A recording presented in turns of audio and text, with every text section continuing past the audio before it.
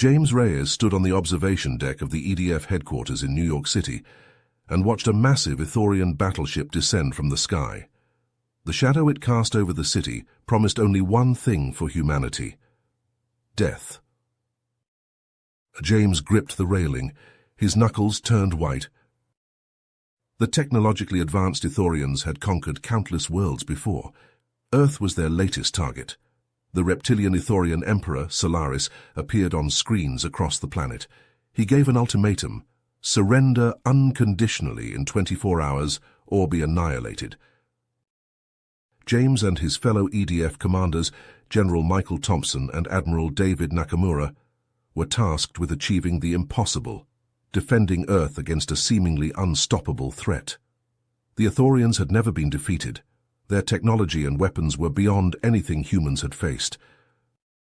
But James would rather die than let these alien conquerors enslave his species. He would find a way to fight back, to make the Ithorians regret ever setting eyes on his blue and green world, even if it meant sacrificing everything. James Reyes marched into the emergency meeting room, his steps heavy with purpose. General Thompson and Admiral Nakamura flanked him on either side. Earth's world leaders sat around a large circular table, their faces etched with worry and fear. The room buzzed with nervous energy as James took his place at the head of the table. "Ladies and gentlemen," James began, his voice cutting through the chatter, "we have a decision to make. The Ithorians have given us an ultimatum: surrender or face annihilation. I'm here to tell you that surrender is not an option." Murmurs of dissent rippled through the room. A middle-aged man in a suit stood up, his face red with anger. "And what do you propose we do, Commander Reyes? Fight them? We've seen what they can do. We don't stand a chance."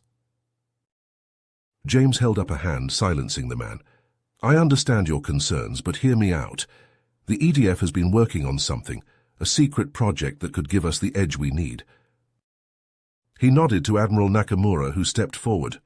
"The Prometheus Project," Nakamura said, his voice steady. "A weapon capable of penetrating Ithorian shields. We've been developing it in secret, using technology recovered from previous alien encounters." General Thompson shifted uncomfortably in his seat. "But it's untested. We don't know if it will work." James locked eyes with the general. "It's our best shot. The Ithorians are known for their brutal subjugation of conquered worlds. If we surrender, we'll be signing our own death warrants." The room fell silent as the weight of James's words sank in. Admiral Nakamura spoke up again. "My brother, Dr. Isaac Nakamura, is leading a team of scientists to finalize the Prometheus project and other key defense systems. We're running out of time, but I believe this is our best chance for survival." As the debate continued, James could feel the pressure mounting. The 24-hour deadline loomed over them like a dark cloud. He knew he had to convince these leaders to unite behind a common goal: resistance. In the depths of space, Emperor Solaris sat on his throne, his reptilian eyes narrowed in impatience. "What is taking them so long?" he hissed to his second-in-command. The subordinate bowed his head. "They have not yet responded, my Emperor." Solaris slammed his fist on the armrest of his throne. "Prepare the fleet for a full-scale invasion. If they will not surrender, we will take what is ours by force." The Ithorian Armada, a massive collection of battleships, carriers, and assault craft, began to mobilize. Weapon systems hummed to life, their destructive power ready to be unleashed upon Earth. Back on Earth, James and his team worked tirelessly to prepare for the coming storm. Dr. Isaac Nakamura and his team of scientists raced against the clock to finalize the Prometheus project, their brows furrowed in concentration. As the countdown to the deadline ticked away, James stood before Earth's leaders once more. "We are the last line of defense," he said, his voice filled with conviction. "We must stand together, fight together, and show the Ithorians that we will not go quietly into the night. We will fight for our freedom, for our future. Who's with me?" The 24-hour deadline expired. Emperor Solaris hissed a single command: "Attack!" Plasma missiles streaked from Ithorian ships, trailing smoke through the atmosphere. Energy beams lanced down from the heavens, searing through buildings and roads. Explosions blossomed across major cities worldwide. Skyscrapers toppled. Highways collapsed into rubble. Flames spread and smoke choked the sky. Panic erupted in the streets. Crowds stampeded to find shelter from the onslaught. Screams of terror mixed with the thunder of orbital bombardment and the wail of emergency sirens. James Reyes burst into the EDF command center. "Activate planetary defenses. Scramble all fighters." EDF pilots sprinted across the tarmac and vaulted into cockpits. Advanced fighter craft roared to life and rocketed into the embattled skies. Across the globe, hidden emplacements emerged from camouflaged bunkers and mountains opened to reveal hangar bays. Railguns swiveled on their mounts, locking onto targets. The Prometheus cannon, the centerpiece of Earth's defense grid, thrummed with power. Immense conduits channeled energy into a glowing muzzle. The weapon angled toward the attacking Ithorian fleet and fired. A searing beam of blue-white energy split the heavens, piercing the shields of Ithorian warships. The beam punched through hulls and ignited reactors. Battleships cracked apart, spilling flames and debris. The stricken vessels listed, belching smoke, then exploded. "Prometheus is performing beyond expectations," Admiral Nakamura said. "We're turning the tide." The Ithorians adapted swiftly. Attack drones poured from carrier ships like angry hornets from a kicked nest. The nimble craft swarmed Earth's fighters, harrying them with rapid-fire plasma bolts. EDF pilots juked and jinked, trying to shake the drones, but many fell in flames. James gripped the edge of the holotable, knuckles white. "We need to cut the head off the snake. I'm taking a team to the Solaris. We have to knock out their command ship." "That's a suicide mission," General Thompson said. "It's our only chance.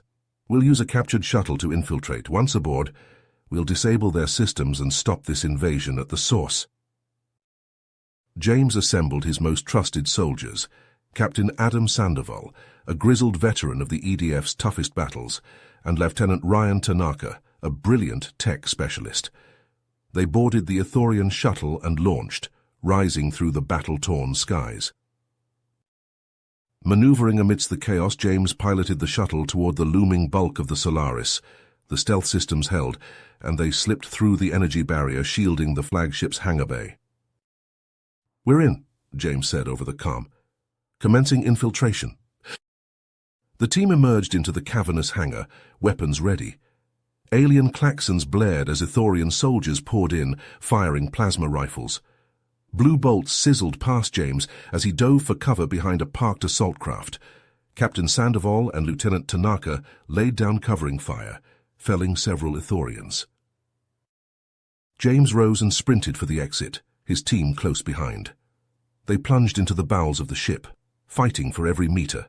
Plasma scorched the bulkheads. The deck shuddered as the battle raged outside. The ship's security systems activated, energy fields snapping into place to block their path. Lieutenant Tanaka worked frantically to hack the controls. On Earth, the situation grew desperate. Ithorian troops landed in drop pods, emerging with weapons blazing. General Thompson rallied the defenders, coordinating EDF forces to repulse the invaders. Soldiers clashed in the rubble-strewn streets.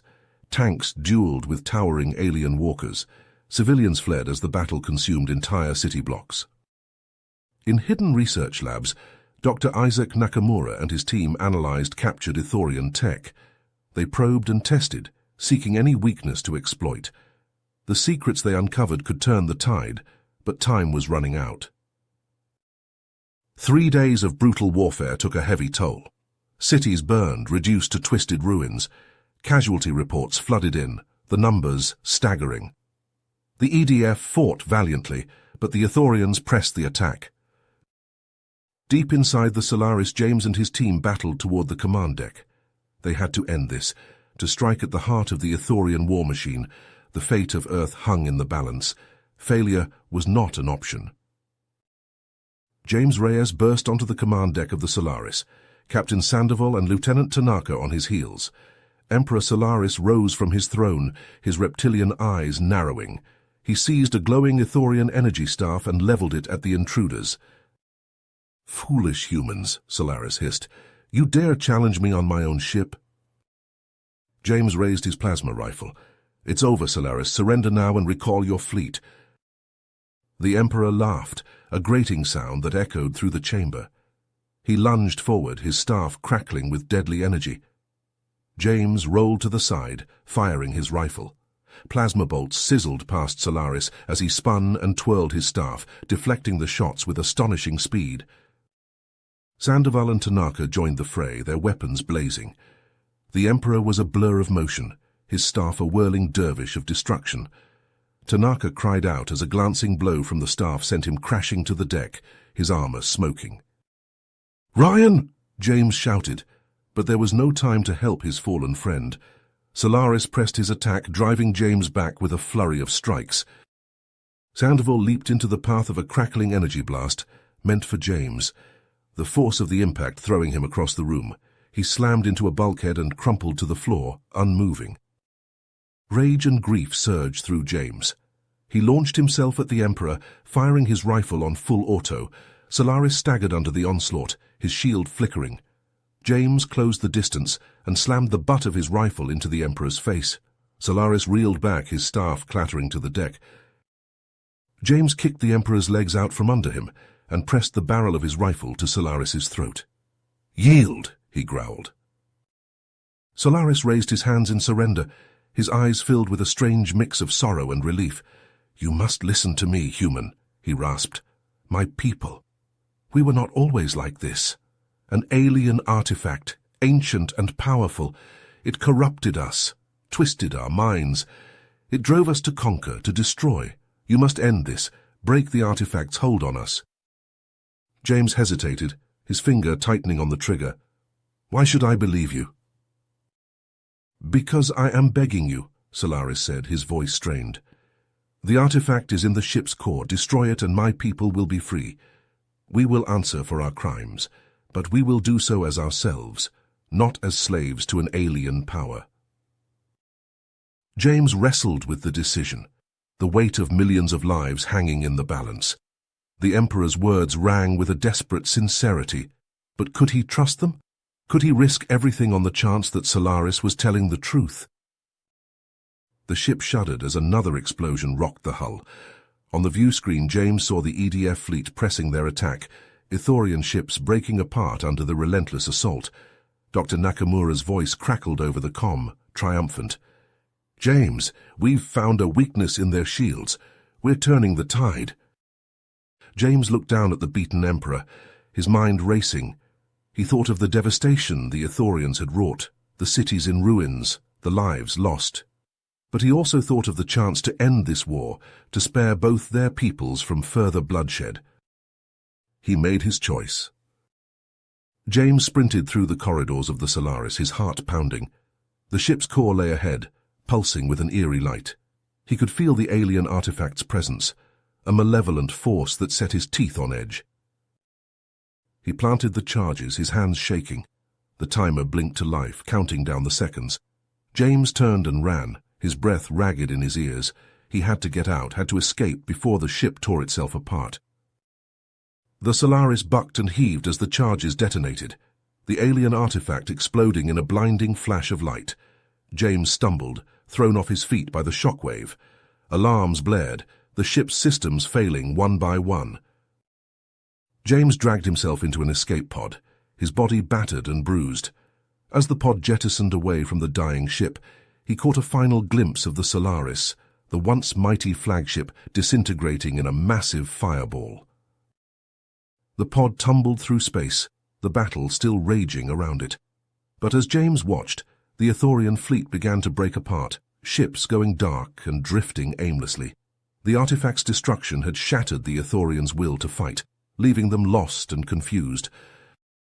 The EDF pressed their advantage, driving the remaining Ithorian forces back.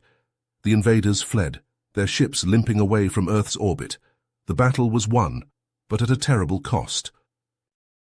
James closed his eyes, grief and exhaustion washing over him. Earth had survived, but the scars of this war would linger for generations.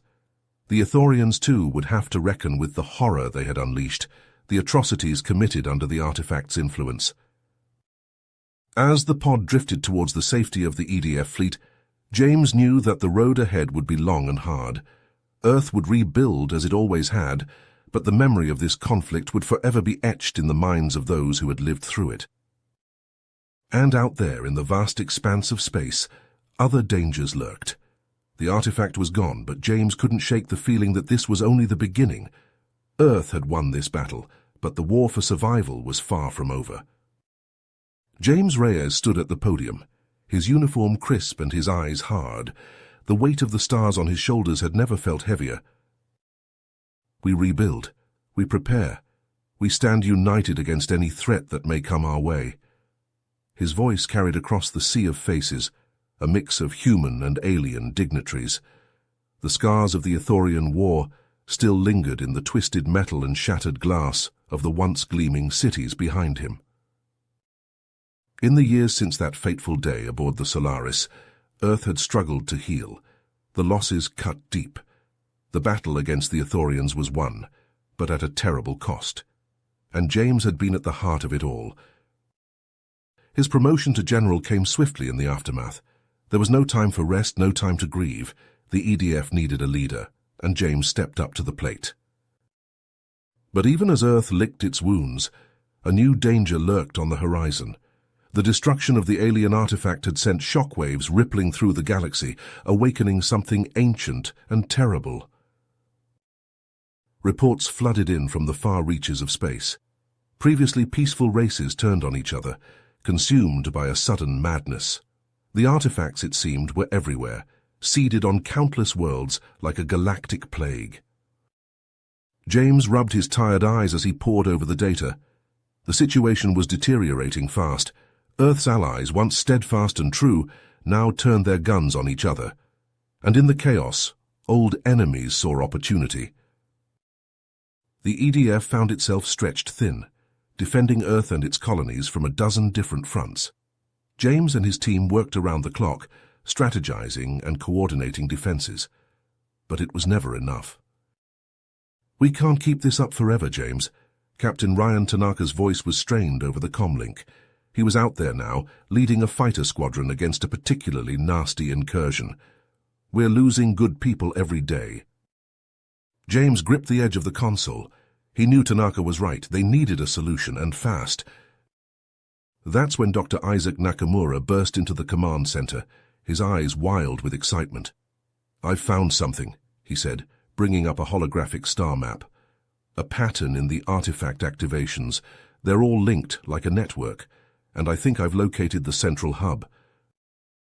James studied the map, hope and dread warring in his chest. The hub was deep in uncharted space, far beyond the reach of Earth's ships. But if they could get there, if they could find a way to shut down the artifacts— "It's a long shot," he said, meeting Nakamura's gaze, "but it might be our only chance." Preparations for the mission were made in secret. James handpicked a small team, the best of the best. Tanaka was his right hand as always. Together they set out into the void, leaving Earth behind.